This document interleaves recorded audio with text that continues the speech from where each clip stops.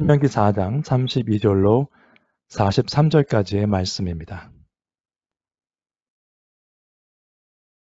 지난주 본문을 통해서는 우상 숭배에 대한 경고를 말씀을 나눴었습니다. 그래서 참 예배자는 하나님을 섬기는 자여야 할 것이고 참 예배자가 아닌 자들은 결국 하나님 외에 다른 것들을 놓고 섬기는 우상 숭배를 하게 된다는 말씀이었습니다. 또 우상 숭배에 대한 얘기가 나오기 때문에 그때 또 다루겠지만은 우상은 다른 신만 포함되는 것이 아니라 우리 삶의 모든 영역에서 어떤 것이든지 우상이 될 수 있다는 말씀을 드렸었습니다. 오늘 본문은 유일하신 하나님 그리고 그 하나님의 은혜에 대해서 알아보도록 하겠습니다. 32절로 40절까지는 하나님께서 오직 한 분이시다. 그리고 그 하나님의 은혜로 이스라엘 민족이 구원을 받고 선택을 받았다는 말씀이 나옵니다. 그런데 오늘 본문 사실은 43절까지 해서 모세의 첫 번째 설교가 끝납니다. 근데 마지막 3절은 도피성에 관한 내용이에요. 그게 이제 다른 부분에 또 나옵니다만 그래서 오늘은 여기에 포커스를 맞추는 설교가 아니기 때문에 먼저 도피성에 관한 얘기를 간단하게 말씀을 드리고 그 다음에 이쪽 본문을 다루도록 하겠습니다. 41절, 42절에 보시면 세 성읍을 이제 구별했어요. 그래서 이렇게 말을 합니다. 과거에 원한이 없이 부지 중에 살인한 자가 그곳으로 도피하게 하기 위함이며 그중 한 성읍으로 도피한 자가 그의 생명을 보존하게 하기 위함이라.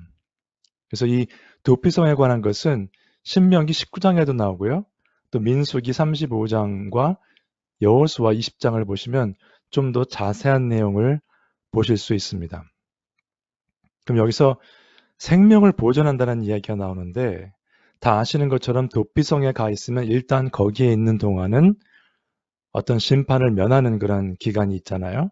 근데 이 생명을 보존한다는 것을 민수기엔 이렇게 설명했습니다.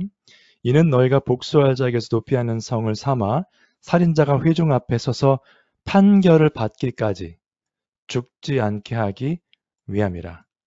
이렇게만 보시면은 마치 그 도피한 자에 대한 살인자죠. 그 사람의 삶에 관한 것만 얘기하는 것 같지만은 사실은 복수를 하려고 하는 사람의 그 삶과도 관계가 있습니다. 왜냐하면 그 사람이 만약에 감정적으로 혹은 화가 많이 나서 자기 식구나 친한 사람을 어떤 사람이 해했을 때 앞뒤 전후 상황을 가리지 않고 무조건 그 사람에게 화가 나서 그 사람을 또 해를 가한다면 이 복수하는 이 사람도 죄를 범하는 것이거든요. 그래서 그런 모든 면에서 이 사람은 공정한 판결 결과를 받기까지 살아남게 하고 이 복수할 자도 또 생각을 다스리고 그 결과를 순종할 수 있는 그런 기회를 주는 것이죠. 그래서 굉장히 공정한 시스템으로 보실 수 있겠습니다. 나중에 나올 때 한 번 더 다루도록 하겠습니다. 신명기 4장 32절에 이렇게 말씀하고 있습니다. 내가 있기 전 하나님이 사람을 세상에 창조하신 날부터 첫 창조의 이야기죠. 지금까지 지나간 날을 상고하여 보라. 하늘 이 끝에서 저 끝까지 이런 큰 일이 있었느냐? 이런 일을 들은 적이 있었느냐? 이 상고해보라는 단어가 나오는데요. 이 단어는 사실 영어 성경에는 ask라는 단어로 해석을 했습니다. 그 번역상으로는 ask란 단어가 좀 더 원어에 가깝습니다. 그래서 그냥 물어보라는 뜻으로 볼 수 있는데 사실은 이 단어가 어떤 본문에서는 기도한다는 뜻으로 쓰였어요. praying for something. 단순하게 뭐 주세요라는 그러한 단순한 request가 아니고 기도한다는 것은 무엇입니까? 마음속 깊이 생각하면서 어떤 사람을 위해서, 어떤 대상을 위해서 기도하는 경우가 많죠. 그래서 그런 거 생각하시면은 깊이 생각해 본다는 뜻으로 해석한 것이 조금 의역이 됐습니다만 해석상으로는 굉장히 마음에 와닿는 번역으로 보시면 되겠습니다. 그래서 모세가 강조하는 것은 태초부터 지금까지의 하나님께서 하신 것을 생각해 보고 과연 이런 일이 일어난 적이 있었는가? 다른 이방 신들이라든가 사람들이 했던 이런 일들을 볼 때 이러한 큰 일들이 있었느냐? 없었다는 것이거든요. 결론적으로는. 그러면서 지난 일을 회상합니다. 하나님의 음성을 들었던 그 일을 말을 하고 그 다음에 기적, 이적과 기사를 행했던 하나님의 일에 대한 얘기를 합니다. 그래서 하나님께서 또 애굽에서 구원하셨던 일들을 또 말씀하고 있습니다. 지나간 일들이거든요.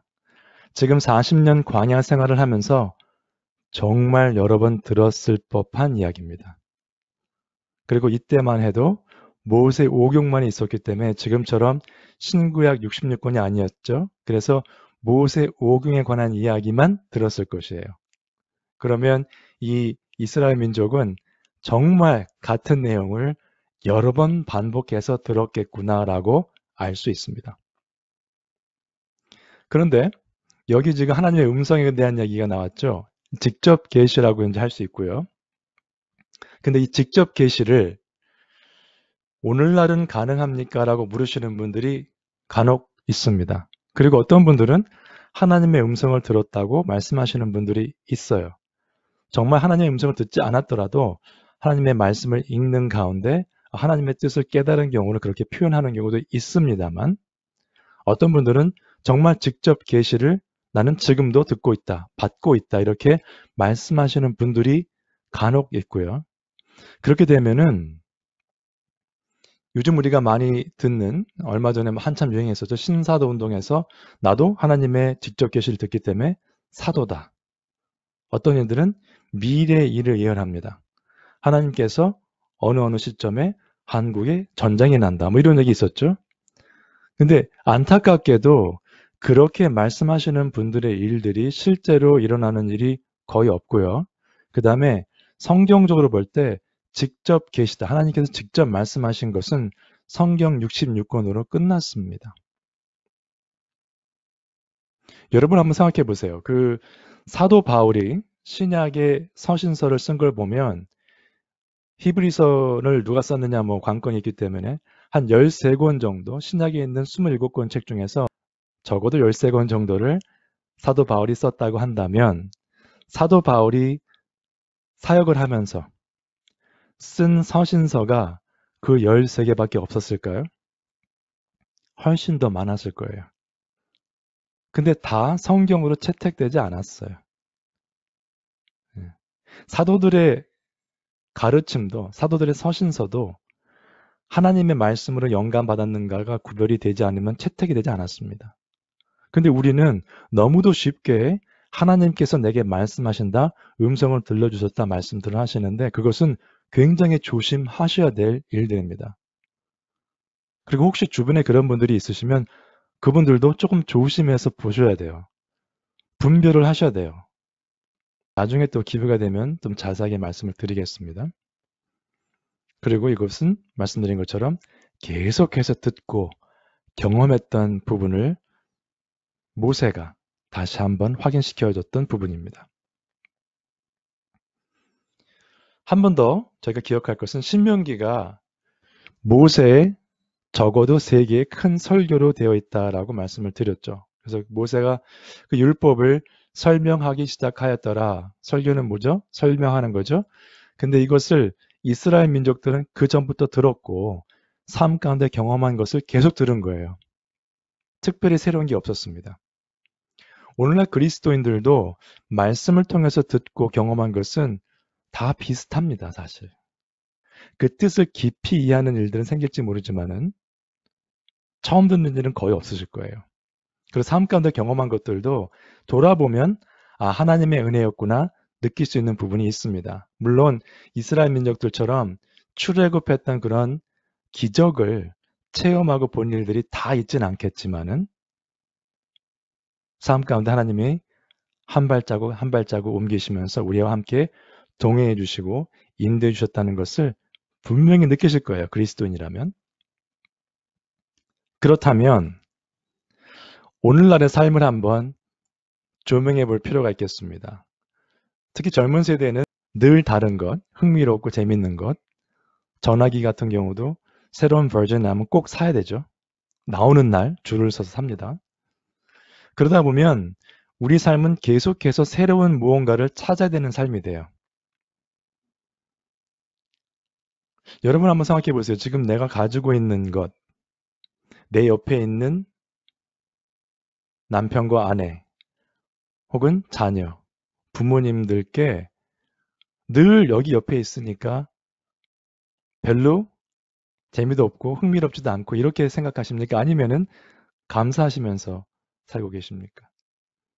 이렇게 새로운 것을 찾는 삶은 굉장히 피곤한 삶일 수밖에 없고요. 그렇게 되면 빌립보서에 나오는 그러한 자족하는 삶은 거의 불가능합니다. 모세의 설교 지금까지 쭉 보시면 계속해서 반복되는 거죠. 들었던 내용 또 듣고 경험했던 것을 자꾸 상기시켜서 기억하라고 하고 말씀대로 지켜 살라고 하고 계속 같은 내용을 반복합니다. 그렇게 하면 자족하는 삶이 가능한데요. 예를 하나 들어보죠. 인간관계를 한번 보겠습니다. 조금 전에 가족 얘기를 했습니다만 늘 새로운 사람을 만나야 재미있진 않습니다. 같은 사람을 만나더라도 함께 시간을 보내면서 깊이 있는 관계를 형성해 나가면 거기에 정말 흥미롭고 재미있고 즐거움이 있죠. 꼭 새로운 사람이 아니더라도. 그래서 기본적인 것이 중요하다. 늘 있었던 것을 반복하는 것이 중요하다는 말씀을 드리기 위해서 이 예가 뭐 100% 정확한 예는 아니지만은 하는 예를 들어보도록 하겠습니다.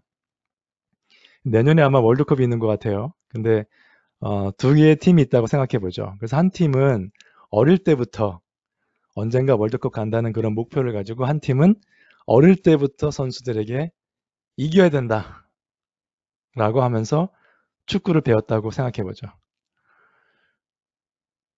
이 동네 축구나 그 주변 국가 이제 비슷비슷한 처지에 있는 사람들하고는 통할 수 있어요, 이게.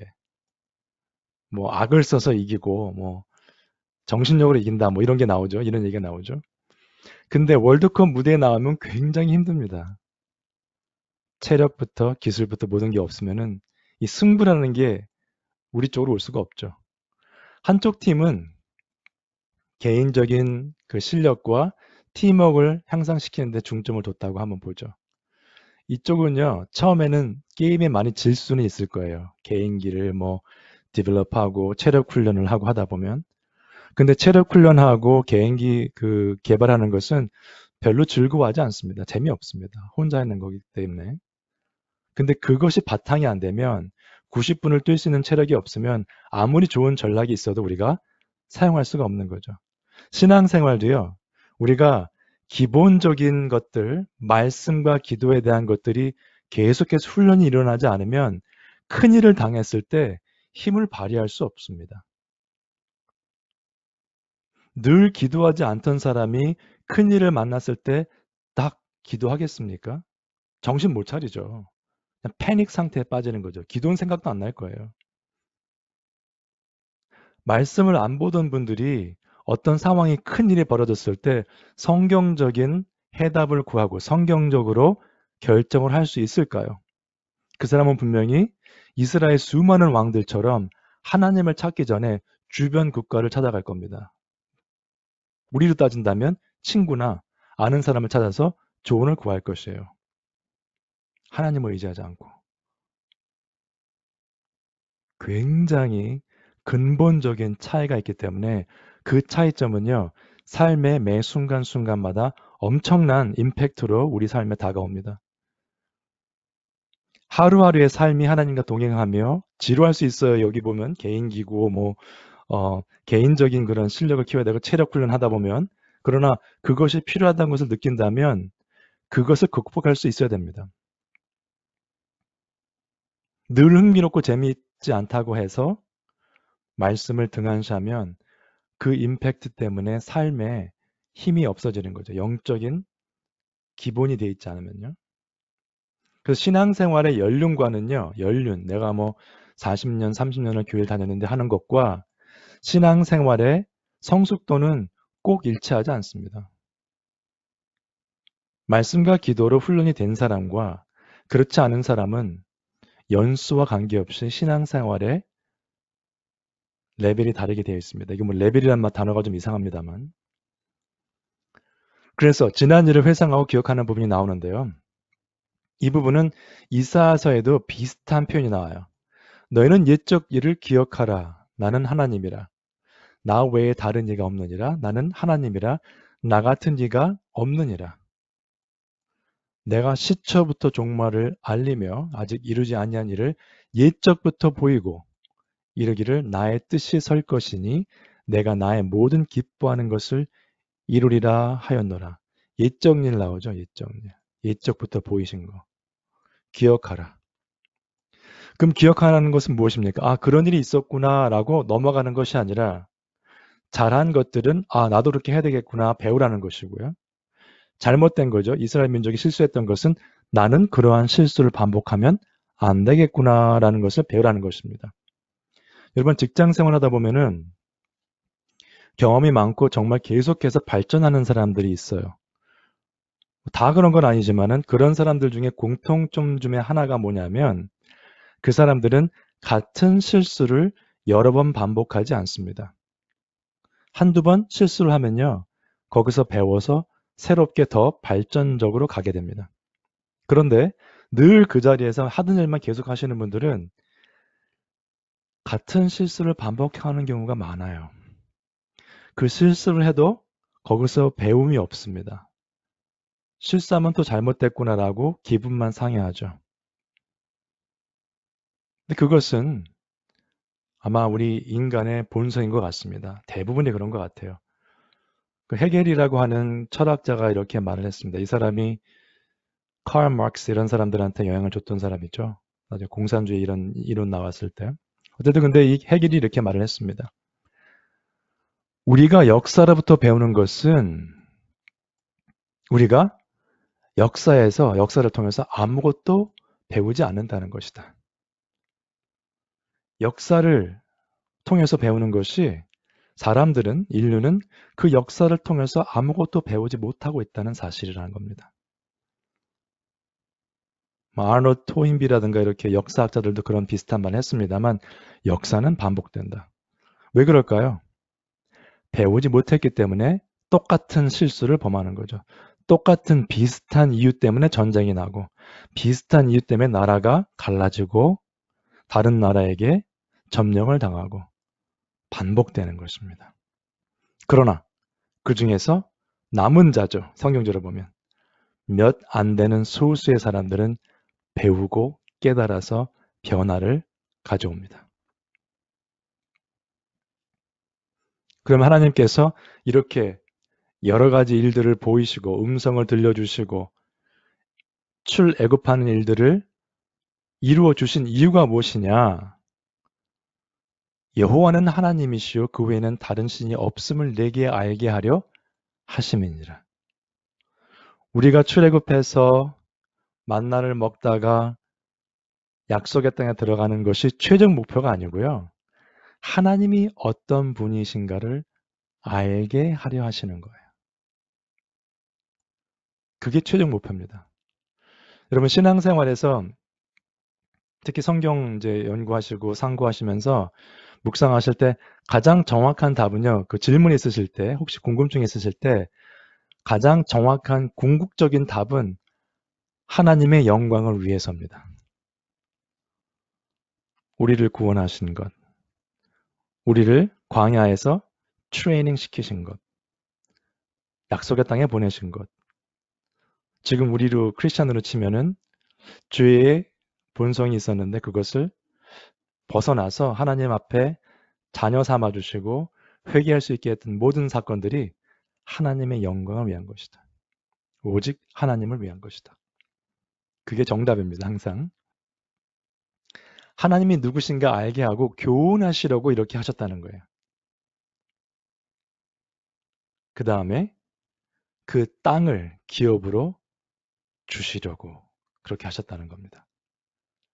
이게 37절인데요. 이 부분은 한 번 더 설명을 드려야 돼요. 왜냐하면 이 부분이 굉장히 중요합니다. 앞에 이 부분하고 이 부분인데 여호와께서 네 조상들을 사랑하신 거로 그 후손인 너를 택하시고 그 권능으로 친히 인도하여 애굽에서 나오게 하시며 그러면서 이렇게 나옵니다. 이 부분을 한번 잠깐 보죠. 다시. 사랑하셔서 택하셨다는 말이 나옵니다. 그리고 애굽에서 나오게 하시며 한글 번역은 그냥 나온다고 되어 있는데 이 단어의 원래 뜻은 옮긴다는 뜻이에요. 애굽에서 나오게 해서 옮겨서 다른 곳으로 보낸다 그런 뜻이거든요. 여기 보시면 to bring something out of a particular place to another place. 어떤 한 장소에서 그거를 빼내서 다른 장소로 옮긴다 그런 뜻이 있습니다. 그러니까 여기서 보시면 나오게 했다는 것은 뭐예요? 출애굽해서 약속의 땅으로 가게 하셨다는 거죠. 하나님께서 다 하신 거죠. 근데 그 원인이 뭐냐? 사랑하셨기 때문에 선택하셔서 그렇게 하셨다는 겁니다. 그래서 이 단어가 사랑이란 단어와 택하셨다는 단어가 다른 단어입니다. 그러나 이 문맥상으로 보면 사랑과 선택이라는 부분이 거의 동의어로 사용되고 있어요. 사랑해서 하나님께서 선택하셨기 때문에 그 결과로 출애굽하고 약속의 땅에 보내셨다는 이야기죠. 사랑하고 선택하셨다는 이 부분은 성경 곳곳에 나오는데요. 예를 들어서 데살로니가 전서에 보시면 하나님의 사랑하심을 받은 형제들아 너희를 택하심을 아노라. 하나님께 사랑을 받았기 때문에 여러분들은 택하심을 받은 사람들입니다. 사도 바울의 말이죠. 내가 보니 여러분들은 하나님의 사랑을 받고 택하심을 받은 분들입니다. 누구를 정죄하고 누구를 판단하는 게 아닙니다. 그것은 보이게 되어 있습니다. 하나님이 선택하시고 사랑하신 족속들이 이스라엘 민족이 눈에 띄었죠. 크리스찬도 마찬가지입니다. 하나님께서 사랑하시고 정말 택하셨다면 그 크리스찬들의 삶은 달라야만 합니다. 그들의 모습은 달라야만 합니다. 그들의 말은 달라야만 하는 것입니다. 신명기 4장 32절로 40절까지의 말씀을 지난번에 소개해드렸던 그 데니얼 블락이라는 분이죠. 이분이 신명기를 30년 이상 연구하신 분이에요. 본인 스스로 번역도 하시고 여러 가지를 하셨던 분인데 이분이 이제 30년간 연구하다 보니 이런 일도 하신 것 같아요. 32절부터 40절까지 단어 숫자를 씌워본 거죠. 숫자를 씌워보고 뭐 전치사 뭐 이런 의미가 특별히 많이 없는 단어를 뺐다고 하더라도 계산을 해본 거예요. 109개의 단어를 이스라엘에 대한 역사적인 그 일들에 관한 얘기를 서술했다고 말합니다. 계산해 보니까 68%쯤 돼요. 한 70% 되는 것 같아요. 그러니까 하나님의 은혜 가운데 이스라엘이 겪었던 것들에 대한 역사적인 일들을 회상하는 부분. 그 다음에 26개의 단어는 theological reflection이죠. 그러니까 교리적인 상고. 이게 성경에 이렇게 나와 있는데 이 사건이 이렇게 나오는데 무슨 뜻이냐? 의미가 무엇이냐?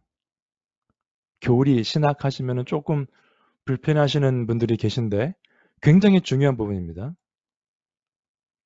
그 다음에 결론과 적용 부분이 한 26개의 단어에 나온다고 합니다. 이게 사실은 설교의 모델이죠.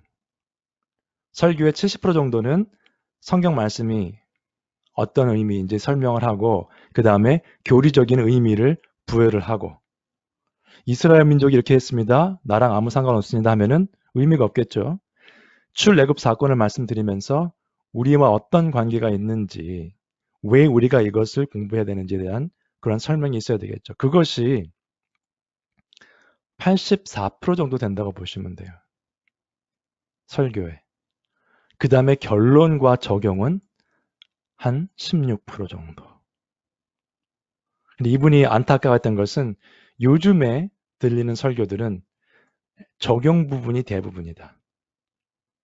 그래서 이렇게 말을 했습니다. 안타깝게도 지금 우리가 말하는 이벤저리컬 처치죠.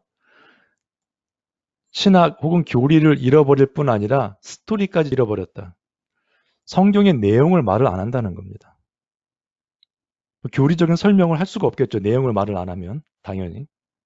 내용을 말을 하고 왜 성경적으로 교리적으로 왜 이렇게 돼야 되는 것인지 설명을 해야 되는데.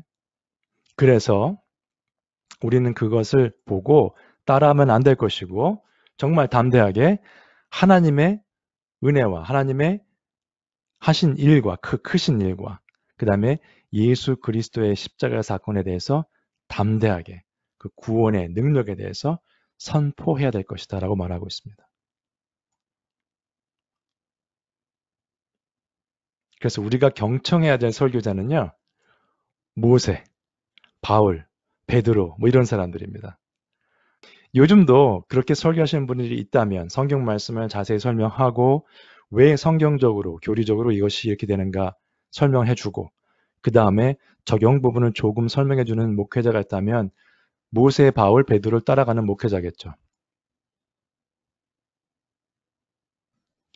39절과 40절에 보시면 하나님께서 아까 그렇게 하셨던 이유는 내가 유일한 하나님이라는 것을 알게 하려 함이라 말씀하셨죠. 그래서 여기서 그 일들에 대해서 다른 신이 없는 줄을 알아 명심하라고 말하고 있습니다. 이 명심하란 말이 한자어기 때문에 저희가 많이 사용하는 단어긴 합니다만 영어에서 해석은 이렇게 했어요.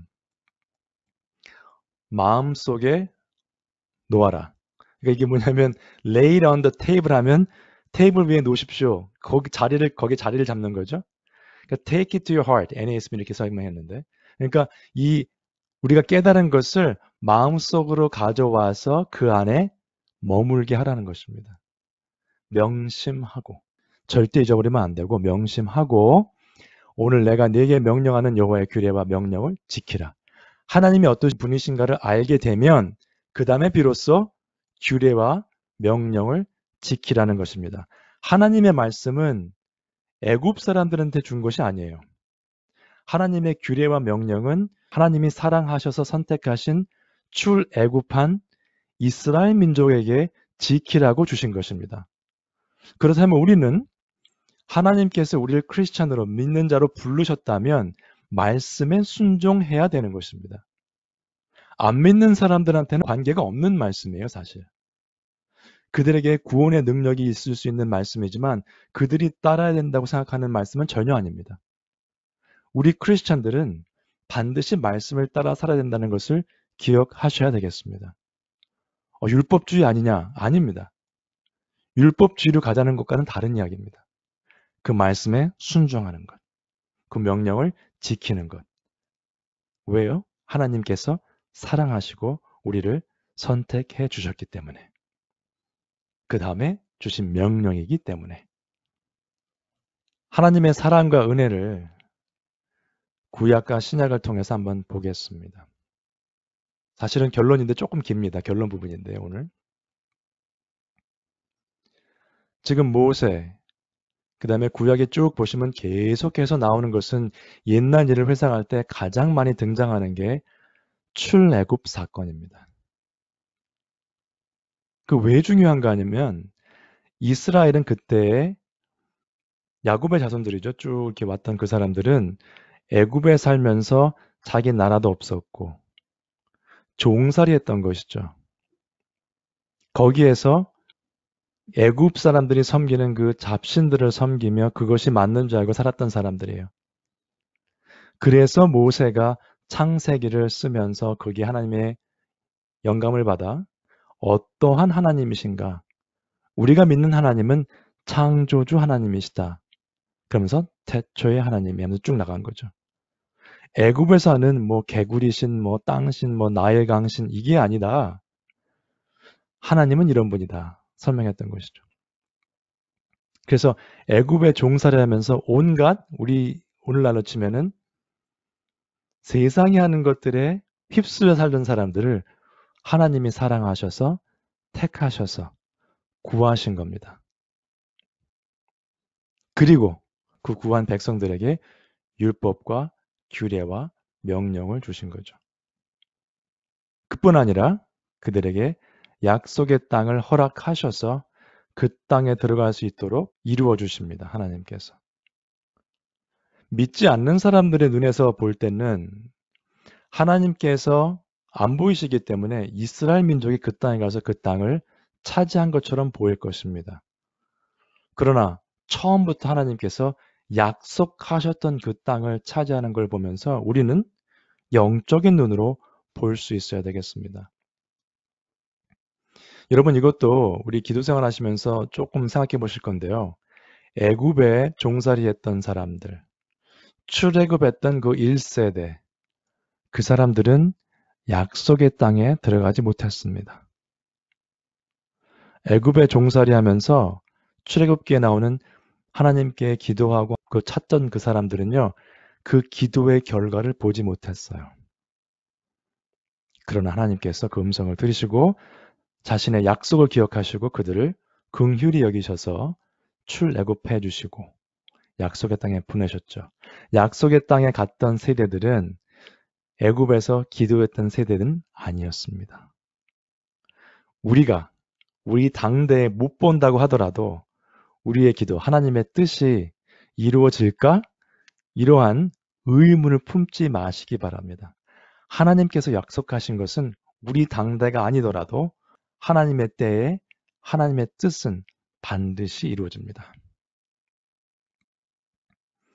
그렇게 음성을 들려주시고 기적과 이사를 베푸셨음에도 불구하고 대부분의 이스라엘 사람들이 하나님을 떠나 말씀을 떠나 다른 신을 섬기죠.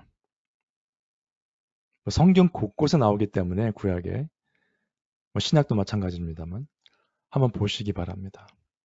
안타까운 일이죠. 오늘을 사는 우리는 죄의 종이었습니다. 죄의 노예였어요. 세상 사람들이 하는 것 다 찾아서 해야 됐었고 그들이 즐기는 것 다 즐겨야만 속이 시원해지고 남이 가진 것을 다 가져야만 만족하는 그래도 만족을 못하죠. 더 가져야 되니까.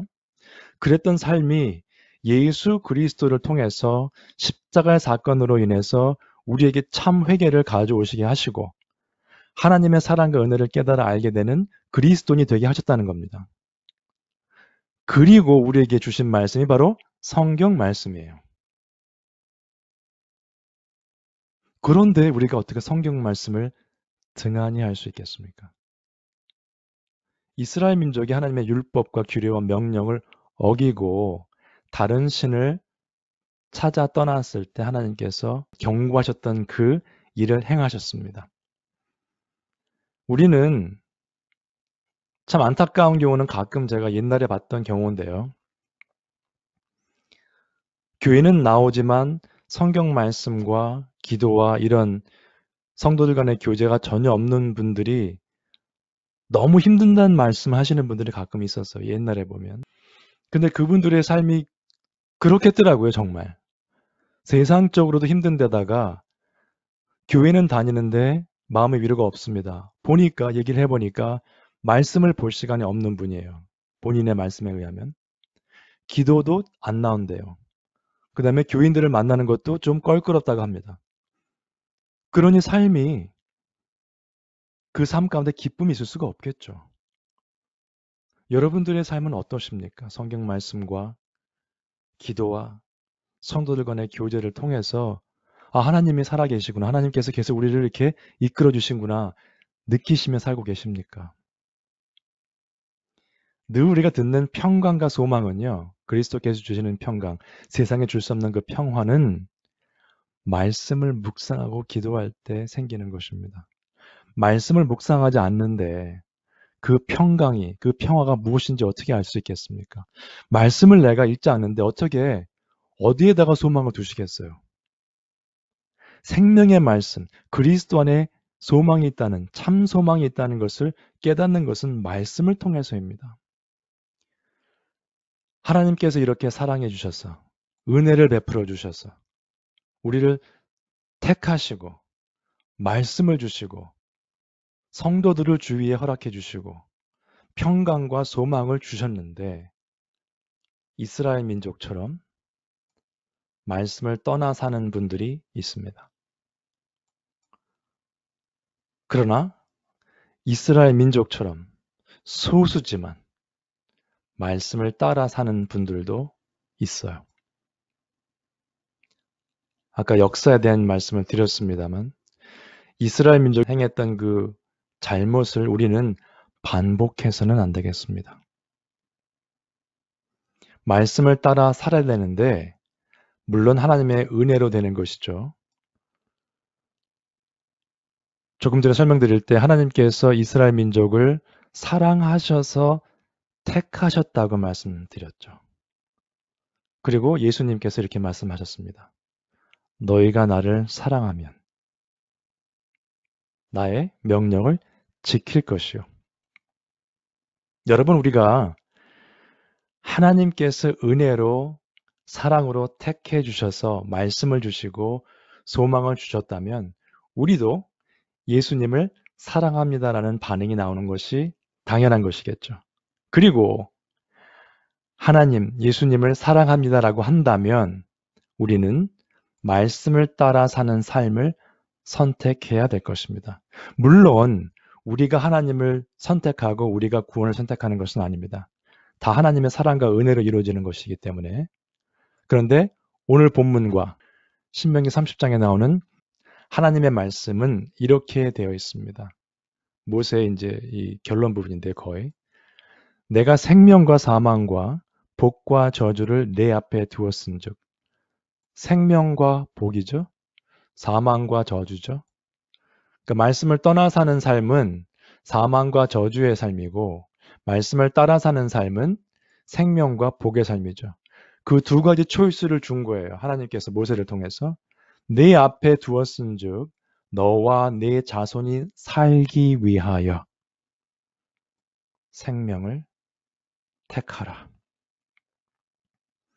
하나님의 은혜로 이 두 가지 옵션이 지금 우리 앞에 있습니다. 하나님이 지금도 여러분께 초이스를 주고 계세요. 마음에 내가 생명을 택하고 싶은 마음이 들지 않는다면 여러분 정말 하나님 앞에 무릎 꿇고 기도하셔야 돼요. 내 강팍한 마음을 하나님께서 어루만져 주셔서 그 마음을 녹여서 이 마음 가운데 하나님의 말씀이 자리 잡고 그 말씀이 열매를 맺어서 그로 인해서 내가 생명을 택하게 되고 그로 인해서 우리와 우리 자손이 살 수 있도록, 그죠? 살 수 있도록 그러한 마음을 허락해 주십사. 기도하시고 만약에 벌써 이미 하나님의 말씀을 따라 살고자 하는 각오와 다짐이 있으시고 그렇게 살아오셨다면 계속해서 살아가시되 주위에서 연약한, 영적으로 연약한 분들이 계시다면 그분들과도 그 기쁨과 감사함을 나누셔서 그분들에게도 힘이 되어주셔서 하나님께서 허락하신 이 공동체가 말씀 안에서 굳건히 설 뿐만 아니라 긴밀한 교제를 통해서 하나님의 몸된 교회의 모습이 어떠한 것인지를 세상 믿지 않는 자들에게 보여줄 수 있는, 그들에게 영향을 미칠 수 있는, 그래서 그들에게 우리가 빛과 소금의 역할을 할 수 있는 모든 성도 여러분들이 되실 수 있기를 주님의 이름으로 축원드립니다.